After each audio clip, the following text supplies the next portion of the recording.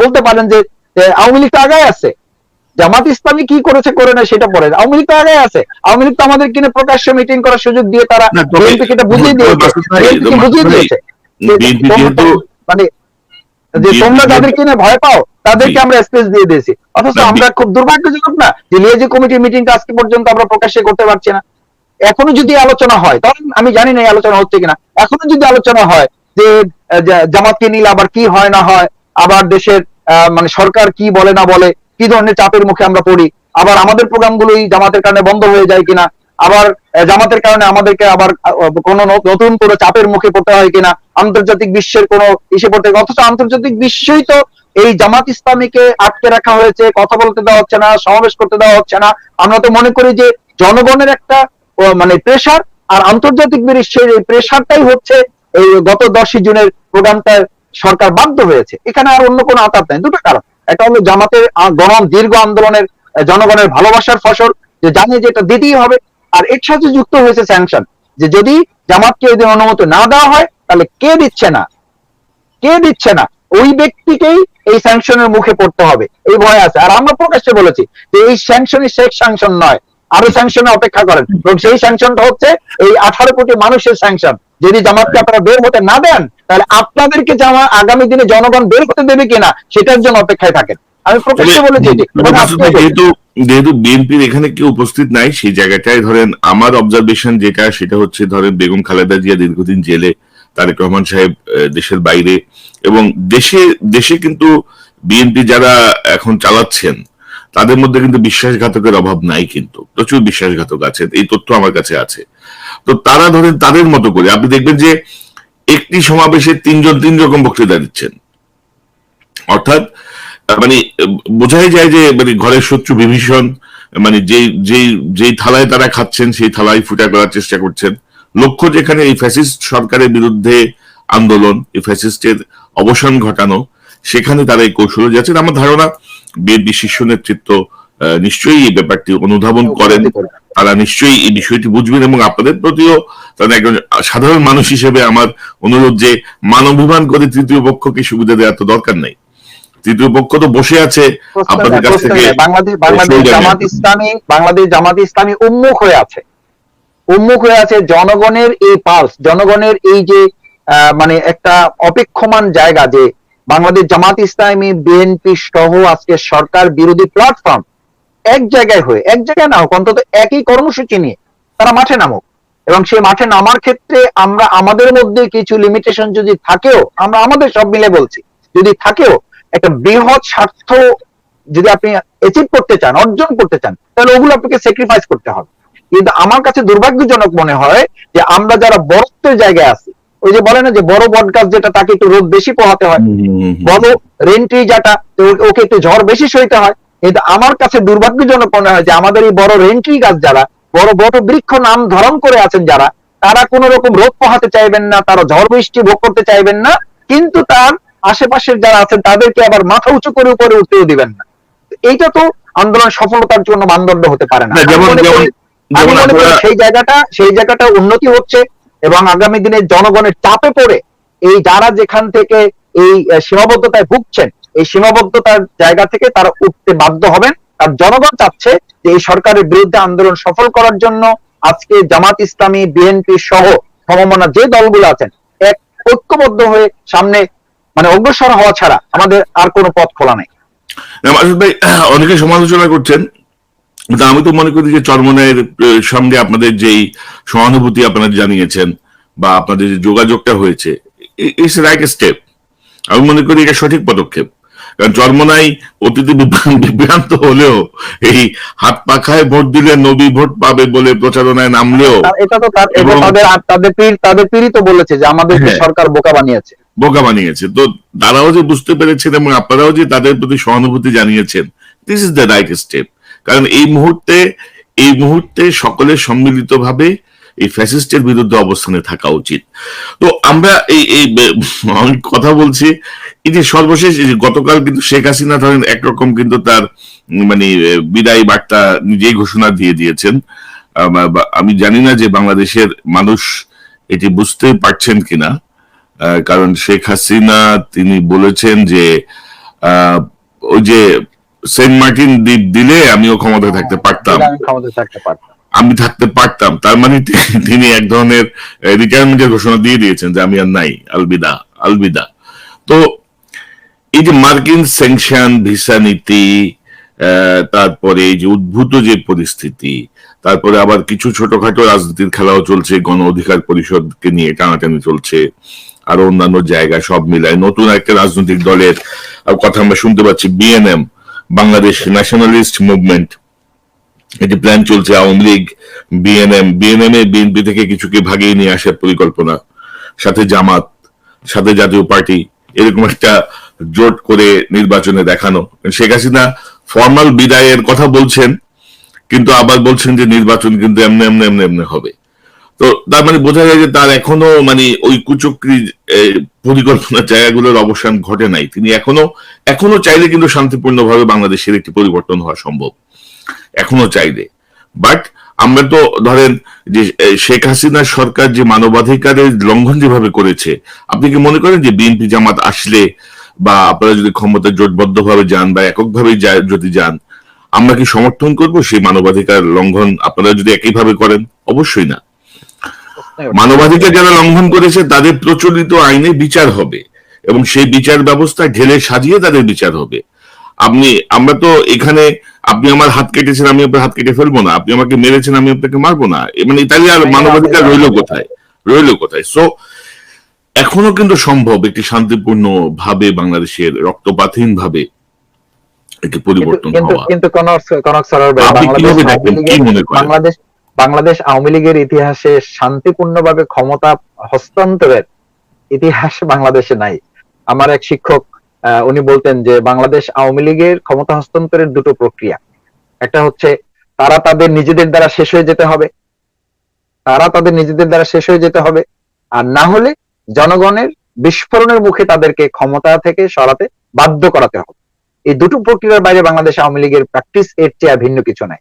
সুতরাং এখন যে পরিস্থিতি আছে, এই পরিস্থিতিতে আপনি আমাদের দেশের প্রধানমন্ত্রী এখন যে কথাই বলুক, উনি বিদায়ের কথা বলুক, অথবা উনি সেন্ট মার্টিন কেন, যেখানে গোটা বাংলাদেশকে উনি মানে বিকিয়ে দিয়ে, বাংলাদেশের স্বাধীনতা সার্বভৌমকে বিকিয়ে দিয়ে, আমাদের সীমান্তগুলোকে অরক্ষিত করে, আমাদের চৌকস সেনাবাহিনীকে হত্যা করার পিছনে ইন্ধনদাতা হিসেবে জনগণ যাদেরকে মনে করে, এবং আমাদের দেশের অর্থনীতিকে দেউলিয়া করা, আমাদের দেশের রাজনীতিকে একদম বিরাজনীতিকরণ করা, এবং এটা এখন রীতিমতো বিরাজনীতিকরণ করতে করতে করতে করতে এটা এক ধরনের মানে কি বলে স্বৈরতন্ত্রের দিকে বাংলাদেশকে ঠেলে দেওয়া হয়েছে। সেরকম জায়গা থেকে তারা খুব সহজে এই শান্তি প্রক্রিয়ায় তারা যাবে আমি ব্যক্তিগতভাবে এটা মনে করি না। বরং মনে করি তারা এই যে ষড়যন্ত্রগুলোর কথা পরে বলেছেন, এই যে দল ভাঙার কথা, তারপরে আতাতের কথা, সমঝোতার কথা, নতুন দল আবিষ্কার করে নতুন দলকে নিবন্ধনের আওতাভুক্ত করে সব দলগুলো থেকে কিছু কিছু লোককে নিয়ে, এরপরে আমাদের চরমনের কথা আপনি বলেছেন, চরমনের সাথে আমাদের তো একটা মানে ইসলামিক সেন্টিমেন্টের জায়গা থেকে তাদের প্রতি আমাদের ভালোবাসাটা, তাদের প্রতি আমাদের সমর্থনটা বরাবরই ছিল। কারণ একটা আদর্শিক সংগঠনে দেশের 95% মুসলমানরা চায় যে দেশের ইসলামী চেতনার দলগুলো যেন ঐক্যবদ্ধ থাকে। বাংলাদেশ জামাত ইসলামী সেটাকে ধারণ করে। কেউ আমাদের বিরুদ্ধে করলে, কেউ আমাদের প্রতিপক্ষ মনে করলে সেই দায়ভার তাদের। আমি সেই জায়গা থেকে মনে করি যে আমরা বরং চরমনের সেই মানে আমাদের সৈয়দ ফয়জুল করিম সাহেব যে আহত হয়েছেন, তাকে দেখতে যাওয়া, তার নিন্দা জানানো, এটা তো বরং সরকারের থেকে তাদের যে এই দূরে নিয়ে এসে এখন তারা মানে সিরিয়াস কর্মসূচি পালন করছেন। আজকেও তারা নির্বাচন কমিশনার ঘেরাও করেছেন। সুতরাং তারা তো বুঝতে পেরেছেন, এবং আমি মনে করি যে যতই তাদের সরকার তাদেরকে ভিতরে মনে করুক, তারাও সরকারের সাথে যত লাগালাগি করে থাকুক বলে কেউ কেউ মনে করেন, এরকম একটা পরিস্থিতির মুখে পড়ে যে দেশ দাঁড়িয়ে গেছে, এই দেশকে গোটা বিচ্ছিন্ন করা হয় না। শুধু আমি পরাগ ভাই আপনাকে একটা শব্দ বলতে চাই দুর্ভাগ্যজনক ভাবে, যে আজকে পুরো বাংলাদেশকে গোটা বিশ্বের সামনে প্রতিপক্ষ করে ফেলা হয়েছে। আমরা আজকে গোটা বিশ্বের প্রতিপক্ষ, আমাদেরকে নিয়ে আজকে সবাই খেলতে চায়। আজকে কেন এই অবস্থা হবে? এই পরিস্থিতির জন্য বর্তমান সরকার দায়ী। বর্তমান সরকার এই পরিস্থিতির মধ্যে বাংলাদেশকে ঠেলে দিয়েছে। কেউ স্যাংশন দিচ্ছে, কেউ হুমকি দিচ্ছে, কেউ আমাদেরকে নির্বাচন ব্যবস্থার জন্য গাইড করছে। বাংলাদেশ কি এরকম, মানে এই শব্দটা আমি এখানে ব্যবহার করতে চাই না, যেটা আমাদের রাজনীতিবিদরা প্রায় বক্তৃতায় বলেন যে মানে মানে সুন্দরী বউ যার হলো সবার ভাবি। তো আল্লাহ মাফ করুন আমার এই শব্দের জন্য, আমি ক্ষমা চেয়ে নিচ্ছি। তো বাংলাদেশ তো হচ্ছে ভৌগোলিক কারণে এটা একটা চমকপ্রদ জায়গা।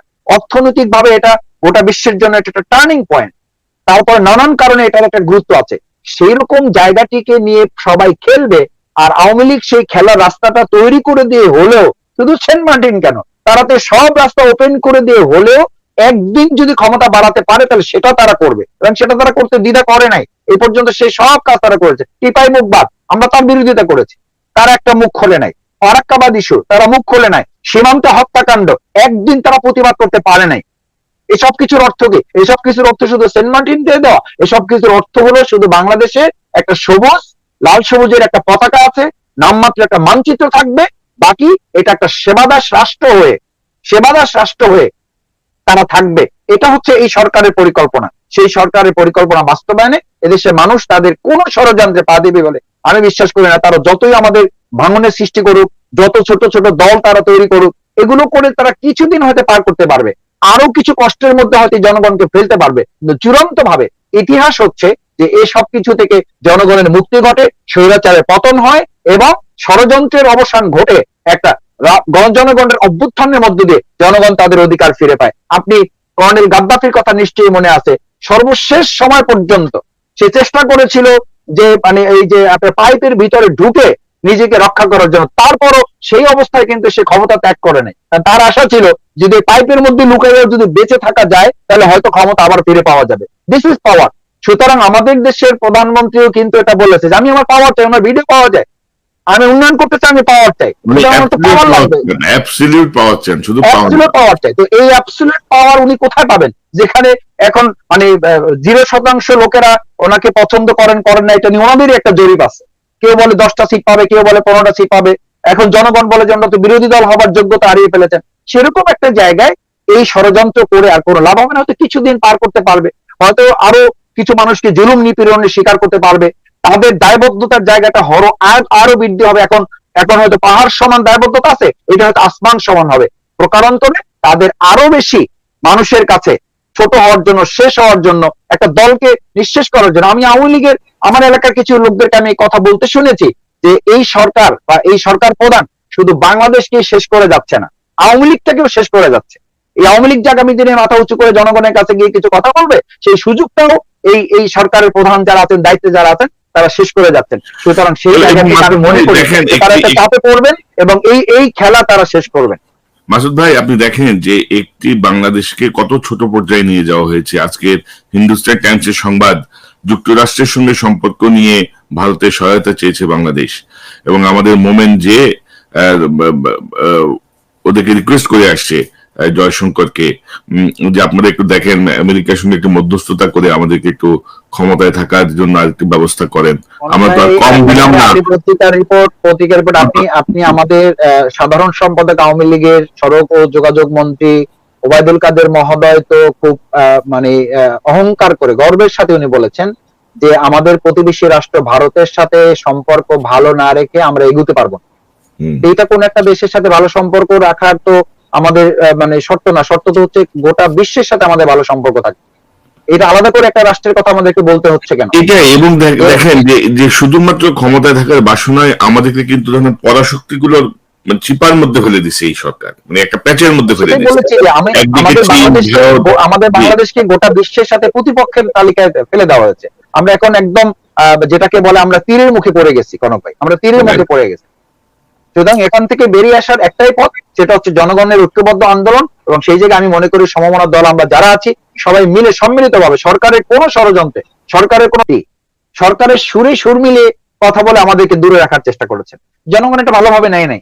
এবং জনগণের আপনি যদি পালস বুঝার জন্য আপনি রাস্তার যে কোনো 10 জন রিক্সাওয়ালা অথবা যে কোনো 10 জন শ্রমিক, যে কোনো 10 জন পথচারীকে যদি আপনি জিজ্ঞেস করেন বাংলাদেশের এই সরকার বিরোধী আন্দোলন এত দীর্ঘায়িত অথবা সফলতার যে জায়গায় পৌঁছার কথা সেই জায়গায় না পৌঁছার 10টা কারণের মধ্যে একটা কারণ বলেন, তো ওনাকে একটা কারণ জিজ্ঞেস করলে উনি 10টা কারণের মধ্যে 9টা এক নাগারে বলবে যে মূল কারণ হলো বাংলাদেশে বিএনপি এবং জামাত ইসলামী তাদের যে মূল ফোর্স, যে মূল শক্তি, এই শক্তিটাকে মূল শক্তি হিসাবে যে বিএনপি মানে মূল দলের ভূমিকায় যারা, তারা এটাকে কভার করে যেইভাবে এটাকে এগিয়ে নেওয়া দরকার ছিল সেই জায়গাটা বিএনপি ব্যর্থ হয়েছে বা বিএনপি ফেল করেছে বলে জনগণের মধ্যে একটা মানে এই ব্যাপারে একটা আলোচনা আছে যে এই জায়গাটা জামাত ইসলামীকে সরকার এখন নিতে চাইবে।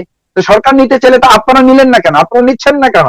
সরকার জামাত ইসলামী তো এরকম না যে সে কেউ চাইলো আর চলে গেল, কেউ নিল আর চলে গেল। জামাত ইসলামী তো এরকম ঠিকানাবিহীন কোন দলের নাম না। জামাত ইসলামী তো এরকম ফ্লোটিং ভাসমান কোন দল না যে জামাত ইসলামীকে চাইলো আর একজন পেয়ে গেল।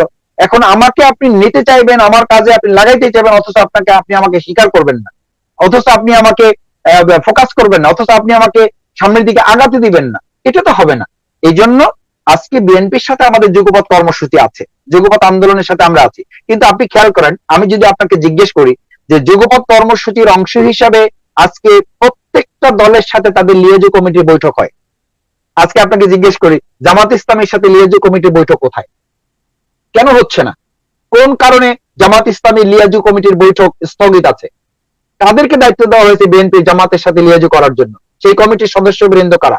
তারা কোন দুর্বলতায় অথবা কোন ভয়ে জামাত ইসলামীর সাথে প্রকাশ্যে মিটিং করেন না? আমি তো এখন বলবো যে জামাত ইসলামীকে নিয়ে প্রকাশ্যে মিটিং করার সাহসটা যেখানে বিএনপির আগে দেখানোর দরকার ছিল, সেখানে ওই যে কোন খেলায় মেতেছে জামাতকে নিয়ে, তো সেই খেলায় তো আপনি বলতে পারেন যে আওয়ামী লীগ তো আগায় আছে, জামাত ইসলামী কি করেছে করে না সেটা পরে, আওয়ামী লীগ তো আগায় আছে। আওয়ামী লীগ তো আমাদের কিনে প্রকাশ্যে মিটিং করার সুযোগ দিয়ে তারা বিএনপিকে এটা বুঝিয়ে দিয়েছে মানে যে তোমরা যাদের কিনে ভয় পাও তাদেরকে আমরা স্পেস দিয়ে দিয়েছি। অথচ আমরা খুব দুর্ভাগ্যজনক না যে লিয়াজু কমিটির মিটিংটা আজকে পর্যন্ত আমরা প্রকাশ্যে করতে পারছি না।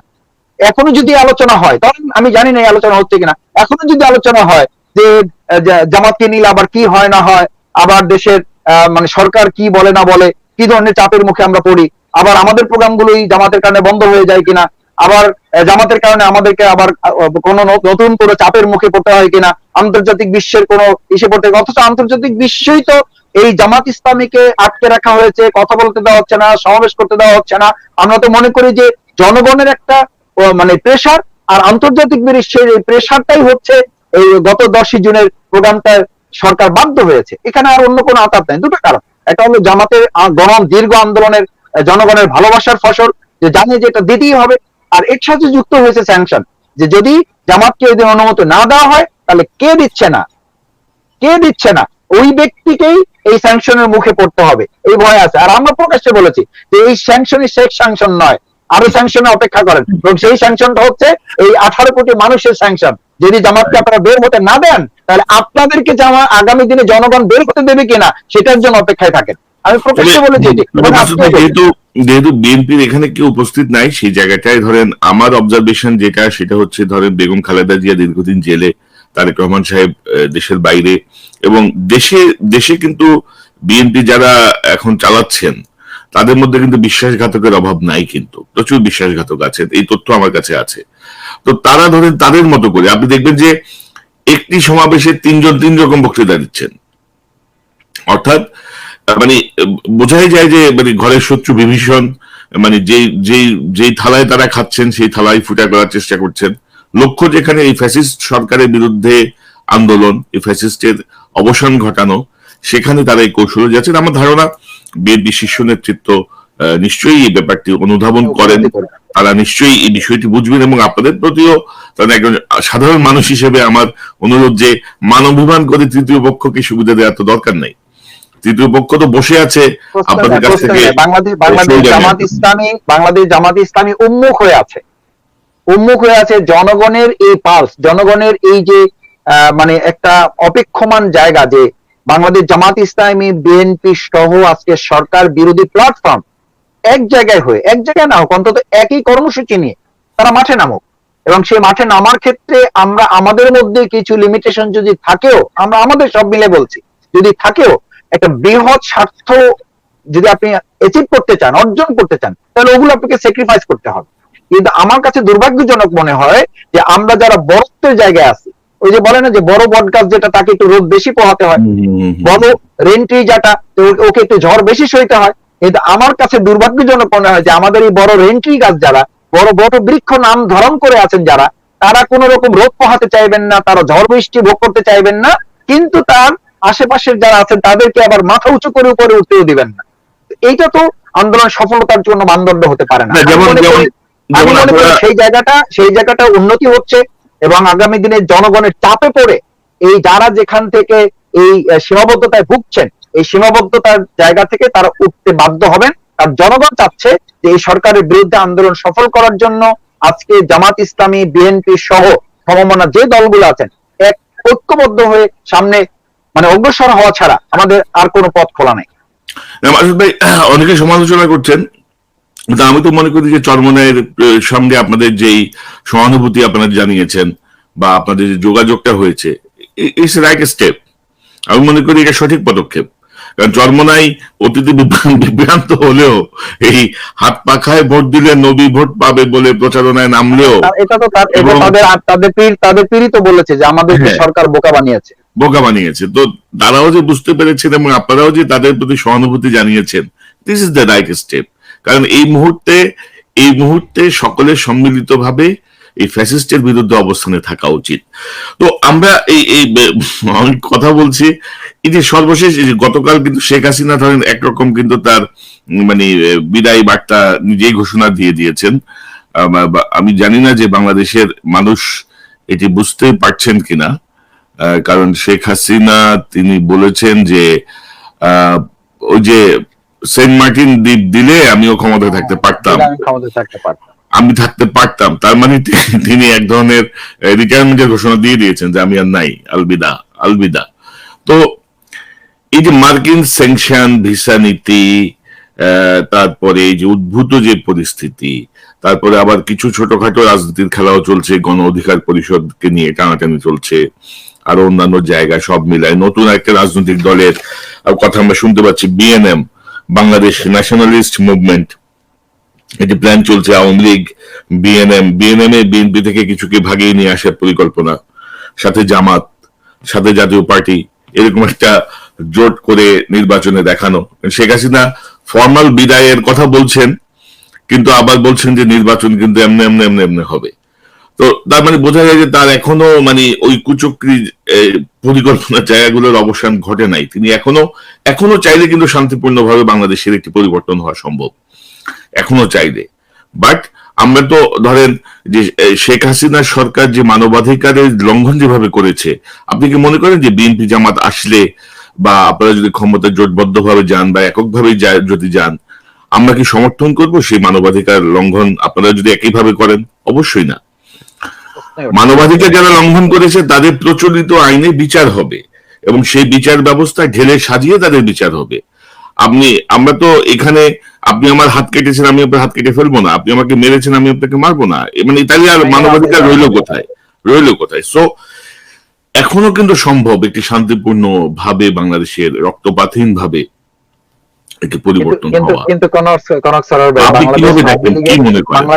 বাংলাদেশ আওয়ামী লীগের ইতিহাসে শান্তিপূর্ণভাবে ক্ষমতা হস্তান্তরের ইতিহাস বাংলাদেশে নাই। আমার এক শিক্ষক উনি বলতেন যে বাংলাদেশ আওয়ামী লীগের ক্ষমতা হস্তান্তরের দুটো প্রক্রিয়া, একটা হচ্ছে তারা তাদের নিজেদের দ্বারা শেষ হয়ে যেতে হবে, আর না হলে জনগণের বিস্ফোরণের মুখে তাদেরকে ক্ষমতা থেকে সরাতে বাধ্য করাতে হবে। এই দুটো প্রক্রিয়ার বাইরে বাংলাদেশ আওয়ামী লীগের প্র্যাকটিস এর চেয়ে ভিন্ন কিছু নাই। সুতরাং এখন যে পরিস্থিতি আছে, এই পরিস্থিতিতে আপনি আমাদের দেশের প্রধানমন্ত্রী এখন যে কথাই বলুক, উনি বিদায়ের কথা বলুক অথবা উনি সেন্ট মার্টিন কেন, যেখানে গোটা বাংলাদেশকে উনি মানে বিকিয়ে দিয়ে, বাংলাদেশের স্বাধীনতা সার্বভৌমকে বিকিয়ে দিয়ে, আমাদের সীমান্তগুলোকে অরক্ষিত করে, আমাদের চৌকস সেনাবাহিনীকে হত্যা করার পিছনে ইন্ধনদাতা হিসেবে জনগণ যাদেরকে মনে করে, এবং আমাদের দেশের অর্থনীতিকে দেউলিয়া করা, আমাদের দেশের রাজনীতিকের একদম বিরাজনীতিকরণ করা, এবং এটা এখন রীতিমতো বিরাজনীতিকরণ করতে এটা এক ধরনের মানে কি বলে স্বৈরতন্ত্রের দিকে বাংলাদেশকে ঠেলে দেওয়া হয়েছে। সেরকম জায়গা থেকে তারা খুব সহজে এই শান্তি প্রক্রিয়ায় তারা যাবে আমি ব্যক্তিগতভাবে এটা মনে করি না। বরং মনে করি তারা এই যে ষড়যন্ত্রগুলোর কথা পরে বলেছেন, এই যে দল ভাঙার কথা, তারপরে আতাতের কথা, সমঝোতার কথা, নতুন দল আবিষ্কার করে নতুন দলকে নিবন্ধনের আওতাভুক্ত করে সব দলগুলো থেকে কিছু কিছু লোককে নিয়ে, এরপরে আমাদের চরমনাইয়ের কথা আপনি বলেছেন, চরমনাইয়ের সাথে আমাদের তো একটা মানে ইসলামিক সেন্টিমেন্টের জায়গা থেকে তাদের প্রতি আমাদের ভালোবাসাটা, তাদের প্রতি আমাদের সমর্থনটা বরাবরই ছিল। কারণ একটা আদর্শিক সংগঠনে দেশের 95% মুসলমানরা চায় যে দেশের ইসলামী চেতনার দলগুলো যেন ঐক্যবদ্ধ থাকে। বাংলাদেশ জামাত ইসলামী সেটাকে ধারণ করে। কেউ আমাদের বিরুদ্ধে করলে, কেউ আমাদের প্রতিপক্ষ মনে করলে সেই দায়ভার তাদের। আমি সেই জায়গা থেকে মনে করি যে আমরা বরং চরমনায় সেই মানে আমাদের সৈয়দ ফয়জুল করিম সাহেব যে আহত হয়েছেন তাকে দেখতে যাওয়া, তার নিন্দা জানানো, এটা তো বরং সরকারের থেকে তাদের যে এই দূরে নিয়ে এসে এখন তারা মানে সিরিয়াস কর্মসূচি পালন করছেন। আজকেও তারা নির্বাচন কমিশনার ঘেরাও করেছেন। সুতরাং তারা তো বুঝতে পেরেছেন, এবং আমি মনে করি যে যতই তাদের সরকার তাদেরকে ভিতরে মনে করুক, তারাও সরকারের সাথে যত লাগালাগি করে থাকুক বলে কেউ কেউ মনে করেন, এরকম একটা পরিস্থিতির মুখে পড়ে যে দেশ দাঁড়িয়ে গেছে, এই দেশকে গোটা বিচ্ছিন্ন করা হয় না শুধু। আমি পরাগ ভাই আপনাকে একটা শব্দ বলতে চাই দুর্ভাগ্যজনক ভাবে, যে আজকে পুরো বাংলাদেশকে গোটা বিশ্বের সামনে প্রতিপক্ষ করে ফেলা হয়েছে। আমরা আজকে গোটা বিশ্বের প্রতিপক্ষ, আমাদেরকে নিয়ে আজকে সবাই খেলতে চায়। আজকে কেন এই অবস্থা হবে? এই পরিস্থিতির জন্য বর্তমান সরকার দায়ী। বর্তমান সরকার এই পরিস্থিতির মধ্যে বাংলাদেশকে ঠেলে দিয়েছে। কেউ স্যাংশন দিচ্ছে, কেউ হুমকি দিচ্ছে, কেউ আমাদেরকে নির্বাচন ব্যবস্থার জন্য গাইড করছে। বাংলাদেশ কি এরকম, মানে এই শব্দটা আমি এখানে ব্যবহার করতে চাই না, যেটা আমাদের রাজনীতিবিদরা প্রায় বক্তৃতায় বলেন যে মানে মানে সুন্দরী বউ যার হলো সবার ভাবি। তো আল্লাহ মাফ করুন আমার এই শব্দের জন্য, আমি ক্ষমা চেয়ে নিচ্ছি। তো বাংলাদেশ তো হচ্ছে ভৌগোলিক কারণে এটা একটা চমকপ্রদ জায়গা, অর্থনৈতিক ভাবে এটা গোটা বিশ্বের জন্য এটা একটা টার্নিং পয়েন্ট, তারপর নানান কারণে এটার একটা গুরুত্ব আছে। সেই রকম জায়গাটিকে নিয়ে সবাই খেলবে, আর আওয়ামী লীগ সেই খেলার রাস্তাটা তৈরি করে দিয়ে হলেও, শুধু সেন্ট মার্টিন কেন, তারা তো সব রাস্তা ওপেন করে দিয়ে হলেও একদিন যদি ক্ষমতা বাড়াতে পারে তাহলে সেটা তারা করবে, এবং সেটা তারা করতে দ্বিধা করে নাই। এই পর্যন্ত সেই সব কাজ তারা করেছে। টিপাই মুখ বাদ, আমরা তার বিরোধিতা করেছি, তারা একটা মুখ খোলে নাই। ফারাক্কাবাদ ইস্যু, তারা মুখ খোলে নাই। সীমান্ত হত্যাকাণ্ড, একদিন তারা প্রতিবাদ করতে পারে নাই। এসব কিছুর অর্থ কি? এসব কিছুর অর্থ শুধু সেন্ট মার্টিন দিয়ে দেওয়া? এসব কিছুর অর্থ হলো শুধু বাংলাদেশে একটা সবুজ লাল সবুজের একটা পতাকা আছে, নামমাত্র একটা মানচিত্র থাকবে, বাকি এটা একটা সেবাদাস রাষ্ট্র হয়ে তারা থাকবে। এটা হচ্ছে এই সরকারের পরিকল্পনা। সেই সরকারের পরিকল্পনা বাস্তবায়নে এদেশের মানুষ তাদের কোন ষড়যন্ত্রে পা দেবে বলে আমি বিশ্বাস করি না। তারা যতই আমাদের ভাঙনের সৃষ্টি করুক, যত ছোট ছোট দল তারা তৈরি করুক, এগুলো করে তারা কিছুদিন হয়তো পার করতে পারবে, আরো কিছু কষ্টের মধ্যে হয়তো জনগণকে ফেলতে পারবে, কিন্তু চূড়ান্ত ভাবে ইতিহাস হচ্ছে যে এই সব কিছু থেকে জনগণের মুক্তি ঘটে, স্বৈরাচারের পতন হয়, এবং ষড়যন্ত্রের অবসান ঘটে একটা জনগণের অভ্যুত্থানের মধ্য দিয়ে জনগণ তাদের অধিকার ফিরে পায়। আপনি কর্নেল গাদ্দাফির কথা নিশ্চয়ই মনে আছে, সর্বশেষ সময় পর্যন্ত সে চেষ্টা করেছিল যে মানে এই যে আপনার পাইপের ভিতরে ঢুকে নিজেকে রক্ষা করার জন্য, তারপরও সেই অবস্থায় কিন্তু সে ক্ষমতা ত্যাগ করে নাই। তার আশা ছিল যদি পাইপের মধ্যে লুকাইয়া যদি বেঁচে থাকা যায় তাহলে হয়তো ক্ষমতা আবার ফিরে পাওয়া যাবে। This is power. সুতরাং আমাদের দেশের প্রধানমন্ত্রীও কিন্তু এটা বলেছে যে আমি আমার পাওয়ার চাই, আমার ভিডিও পাওয়া যায়, আমি উন্নয়ন করতে চাই, আমি পাওয়ার চাই, পাওয়ার লাগবে, অ্যাবসলিউট পাওয়ার চান, শুধু পাওয়ার চাই। তো এই অ্যাবসলিউট পাওয়ার উনি কোথায় পাবেন, যেখানে এখন মানে 0% লোকেরা ওনাকে পছন্দ করেন না, এটা নিয়ে ওনাদেরই একটা জরিপ আছে। কেউ বলে 10টা সিট পাবে, কেউ বলে 15টা সিট পাবে। এখন জনগণ বলে যে আমরা তো বিরোধী দল হবার যোগ্যতা হারিয়ে ফেলেছেন। সেরকম একটা জায়গায় এই ষড়যন্ত্র করে আর কোনো লাভ হবে না। হয়তো কিছুদিন পার করতে পারবে, হয়তো আরো কিছু মানুষকে জুলুম নিপীড়নের শিকার করতে পারবে, তাদের দায়বদ্ধতার জায়গাটা আরো বৃদ্ধি হবে। এখন হয়তো পাহাড় সমান দায়বদ্ধতা আছে, এটা হয়তো আসমান সমান হবে। প্রকারান্তরে তাদের আরো বেশি মানুষের কাছে ছোট হওয়ার জন্য, শেষ হওয়ার জন্য, একটা দলকে নিঃশেষ করার জন্য। আমি আওয়ামী লীগের আমার এলাকার কিছু লোকদেরকে আমি কথা বলতে শুনেছি যে এই সরকার বা এই সরকার প্রধান শুধু বাংলাদেশকে শেষ করে যাচ্ছে না, আওয়ামী লীগটাকেও শেষ করে যাচ্ছে। এই আওয়ামী লীগ যে আগামী দিনে মাথা উঁচু করে জনগণের কাছে গিয়ে কিছু কথা বলবে, সেই সুযোগটাও এই সরকারের প্রধান যারা আছেন, দায়িত্বে যারা আছেন, তারা শেষ করে যাচ্ছেন। সুতরাং সেই জায়গাটি আমি মনে করি তারা একটা চাপে পড়বেন এবং এই খেলা তারা শেষ করবেন। মাসুদ ভাই, আপনি দেখেন যে একটি বাংলাদেশকে কত ছোট পর্যায়ে নিয়ে যাওয়া হয়েছে। আজকের হিন্দুস্তান টাইমসের সংবাদ, যুক্তরাষ্ট্রের সঙ্গে সম্পর্ক নিয়ে ভারতের সহায়তা চেয়েছে বাংলাদেশ, এবং আমাদের মোমেন্ট যে ওদেরকে রিকোয়েস্ট করে আসছে জয়শঙ্করকে যে আপনারা একটু দেখেন আমেরিকার সঙ্গে একটু মধ্যস্থতা করে আমাদেরকে একটু ক্ষমতায় থাকার জন্য আরেকটু ব্যবস্থা করেন। আমরা তো কম দিলাম না। পত্রিকার রিপোর্ট আপনি আমাদের সাধারণ সম্পাদক আওয়ামী লীগের সড়ক ও যোগাযোগ মন্ত্রী ওবায়দুল কাদের মহোদয় তো খুব মানে অহংকার করে গর্বের সাথে উনি বলেছেন যে আমাদের প্রতিবেশী রাষ্ট্র ভারতের সাথে সম্পর্ক ভালো না রেখে আমরা এগোতে পারবো না। এইটা কোন একটা দেশের সাথে ভালো সম্পর্ক রাখার তো আমাদের মানে শর্ত না, শর্ত তো হচ্ছে গোটা বিশ্বের সাথে আমাদের ভালো সম্পর্ক থাকে। এটা আলাদা করে একটা রাষ্ট্রের কথা আমাদেরকে বলতে হচ্ছে কেন? এটা এবং দেখেন যে শুধুমাত্র ক্ষমতায় থাকার বাসনায় আমাদেরকে কিন্তু ধরেন পরাশক্তিগুলোর মানে চিপার মধ্যে ফেলে দিছে এই সরকার, মানে একটা প্যাচের মধ্যে ফেলে দিছে। বলেছি যে আমাদের বাংলাদেশকে গোটা বিশ্বের সাথে প্রতিপক্ষের তালিকায় ফেলে দেওয়া হয়েছে। আমরা এখন একদম যেটাকে বলে আমরা তীরের মুখে পড়ে গেছি, কনক ভাই, আমরা তীরের মুখে পড়ে গেছি।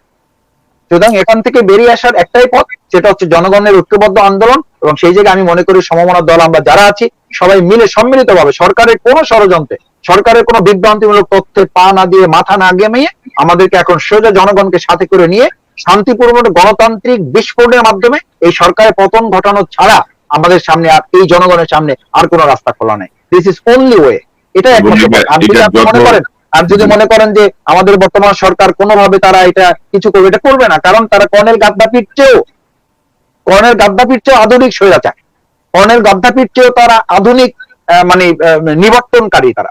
এবং তারা পাইপের মধ্যে না, তারা মাটির গর্তের মধ্যে লুকিয়ে গিয়েও যদি মনে করে বেঁচে থেকে ক্ষমতা আঁকড়ে ধরা যায়, সেই চেষ্টা তারা করবে। সুতরাং সেই চেষ্টাকারী একটা দলকে আপনি শুধুমাত্র এদিক ওদিক করে তাদেরকে বিদায় করতে পারবেন এবং তাদের বক্তৃতা শুনে আপনি যদি আশ্বাস পান, আমি মনে করি এটা জাতিকে বিভ্রান্ত করার চেষ্টা করে তারা, আরো কিছুদিন কাউকেপন করার চেষ্টা করে তারা। মূল কথা হচ্ছে তারা এরকম সময় পার করে একটা নির্বাচন আবার যেন তেন ভাবে করে নিয়ে 5 বছরের জন্য আবার তারা ক্ষমতায় বসে যেতে চায়। এই সুযোগ বাংলাদেশের মানুষ এবার তাদেরকে দিবে না। জি, ধন্যবাদ মাসুদ ভাই, আপনি অনেক গুরুত্বপূর্ণ কথা বলেছেন, সেটি আমারও বক্তব্য। এবং আপনারা যারা সরকার বিরোধী আন্দোলনের সাথে আছেন, আপনাদের প্রতি সকল পক্ষের প্রতি অনুরোধ, মান অভিমান ভুলে অতীতের বিষয়গুলো সামনে না টেনে এনে যদি একটি কার্যকর পদক্ষেপ নিয়ে এই স্বৈরাচারের বিরুদ্ধে মাঠে নামা যায়, লক্ষ লক্ষ সাধারণ মানুষ নেমে আসবে। এই কারণ মানুষের তো নাভিশ্বাস উঠে গেছে ভাই, যারা রাজনীতি করেন না এরকম মানুষের সংখ্যা তো বাংলাদেশে প্রচুর। প্রত্যেকেই ক্ষতিগ্রস্ত, প্রত্যেকেই বিপদগ্রস্ত। রাজপথে আপনারা যখন নামবেন ঐক্যবদ্ধ ভাবে, তখন দেখবেন যে লক্ষ লক্ষ মানুষ অকল্পনীয় ভাবে এসে যোগ দিচ্ছে। যেমন যে আপনাদের রাতের 12টার সময় সিদ্ধান্ত নিয়ে সকাল 10টায় জনস্রোত ঠেকানো যায়নি, সেরকম পরিস্থিতি বাংলাদেশের প্রতিটা জায়গায় হবে। তো মাসুদ ভাই, আপনাকে অসংখ্য ধন্যবাদ। আমি এই মানে আন্দোলন ঐক্যবদ্ধ হওয়ার ক্ষেত্রে ছোট্ট একটা গল্পের একটা লাইন বলে শেষ করি, যে মানে ছেলে বিদেশে থাকে, তো বিদেশ থেকে বহু বছর পর 12 বছর পর ছেলে দেশে ফিরেছে। তো দেশে ফিরেছে, মা অপেক্ষা করছে যে ছেলে ফিরে স্ত্রীর কাছে যায় না মায়ের কাছে যায়, এটার জন্য সে মা তার রুমে অবস্থান করছে। আর ছেলে 12 বছর পর ফিরে এসে উঠানে দাঁড়িয়ে আছে যে দেখি আমার মায়ের জন্য আমি এত হাজার মাইল পথ পাড়ি দিয়ে উঠান পর্যন্ত আসলাম, আমার মা কি একটু আমাকে উঠান পর্যন্ত এসে এগিয়ে নিয়ে যাবে না? তো এখন এলাকার জনগণ এসে দেখে যে মা তার রুমে অবস্থান করতেছে আর ছেলে হলে উঠানে অবস্থান করতেছে। তো জনগণ সবাই মিলে কিন্তু ধরছে গিয়া মাকে, যে আরে আপনি এমন নিষ্ঠুর পাষাণ মা কেমনে হন, যে ছেলেটা 12,000 মাইল পাড়ি দিয়ে 10,000 মাইল পাড়ি দিয়ে আপনার উঠা পর্যন্ত এসছে, আপনার তো দায়িত্ব ছিল তাকে রাস্তা থেকে নিয়ে এসে রিসিভ করা। মা হিসাবে আপনি তো এটা করবেন। তো এখন আজকে আমাদের এই বিরোধী আন্দোলনের মানে মা অথবা বাবা বা গার্ডিয়ানশিপে যারা আছেন, আমি মনে করি যে উঠানে দাঁড়িয়ে জনগণ জামাত ইসলামী অপেক্ষমান, এই মানবাভিমানের জায়গা ভুলে গিয়ে জনগণ এখন বলছে যে উঠানে দাঁড়িয়ে থাকা এই জামাত ইসলামের লক্ষ জনতাকে, এই গার্ডিয়ানশিপের ভূমিকা যারা আছেন, তারা ওই অভিমানের জায়গায় না থেকে আপনারা এসে এই লক্ষ জনতাকে, দেশপ্রেমিক ইসলামিক চেতনার মানুষগুলোকে আপনারা বুকে টেনে না নিলে এই সমস্যার সমাধান হয়ে যাবে। আমি এটা এজন্য বললাম যে আজকে মানবাভিমানের জায়গাটা কিন্তু অতটুকু না, খুব জোরালো না, এইটুকু মানে গার্ডিয়ানশিপের জায়গা থেকে তাদেরকে ধারণ করতে হবে। আর মাসুদ ভাই, শেষ মুহূর্তে এসে আওয়ামী লীগ আরো অনেক উচ্চাল দেওয়ার চেষ্টা করবে, অনেক দলকে প্রলোভন দেখানোর চেষ্টা করবে, কাছে জানার চেষ্টা করবে। কিন্তু আপনি তো দেখেছেন যে হেফাজতের সঙ্গে 10 দফা চুক্তি করার পরে হেফাজতের কি পরিণতি তারা ঘটিয়েছে, কিভাবে হত্যা করেছে হেফাজতকে। জামাতের সঙ্গে ঐক্যবদ্ধ আন্দোলন করার পরে যেই নেতাদের সঙ্গে আপনারা বসে মিটিং করলেন, যে নেতাদের সঙ্গে আপনারা ঐক্যবদ্ধ আন্দোলন করলেন, সেই নেতাদেরকে আপনারা একের পর এক মানে কিলিং করতে, জুডিশিয়াল কিলিং আপনাদের 5 নেতাকে হত্যা করার মধ্য দিয়ে তারা যে ষড়যন্ত্র করেছে, এর চেয়ে আর কোন ষড়যন্ত্র জামাত ইসলামের প্রতি তারা করতে পারবে এটা না আমরা বিশ্বাস করি, না দেশের জনগণ বিশ্বাস করে। আর কোন আমাদেরকে দুর্বল করা যাবে না। আমি জনগণকে আশ্বস্ত করতে চাই আপনার মাধ্যমে যে যেই দেশের একটা দলকে 5 জন নেতাকে হত্যা করে তাদেরকে দুর্বল করা যায় নাই, তাদেরকে মাথা নোয়ানো যায় নাই, আমাদেরকে আর পাহাড় সমান না, আসমান সমান ষড়যন্ত্র আমাদের উপরে চাপিয়ে দিও, আমাদেরকে সেকেন্ডের জন্য আমাদেরকে দুর্বল করা যাবে না। আমরা জনগণকে সাথে নিয়ে আছি, জনগণকে সাথে নিয়েই এই সরকারের বিরুদ্ধে আন্দোলন করে আমরা ভোটের এবং ভাতের অধিকার সফল করবো ইনশাআল্লাহ। ধন্যবাদ মাসুদ ভাই। নিশ্চয়ই অন্যান্য রাজনৈতিক দলের নেতৃবৃন্দ যারা এই অনুষ্ঠান দেখছেন তারাও আপনার আজকের এই আলোচনা থেকে কিছুটা বিষয় আরো স্পষ্ট হতে পারবেন, সেটা আমরা প্রত্যাশা করি। এবং তার পাশাপাশি সাধারণ মানুষ, প্রায় 10,000 মানুষ এই অনুষ্ঠানটি লাইভে দেখছেন। আমি মনে করি যে তাদের কাছে সরাসরি বার্তা পৌঁছে যাচ্ছে। এবং যারা দেখছেন প্রত্যেককে অনুরোধ করবো চ্যানেলটি সাবস্ক্রাইব করে আমাদের পাশে থাকুন।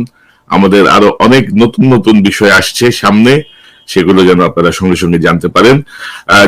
ডক্টর শফিকুল ইসলাম, ডক্টর মাসুদ, আপনাকে ধন্যবাদ। অনেক ধন্যবাদ কনক ভাই, আপনার মাধ্যমে আমাদের ধন্যবাদ।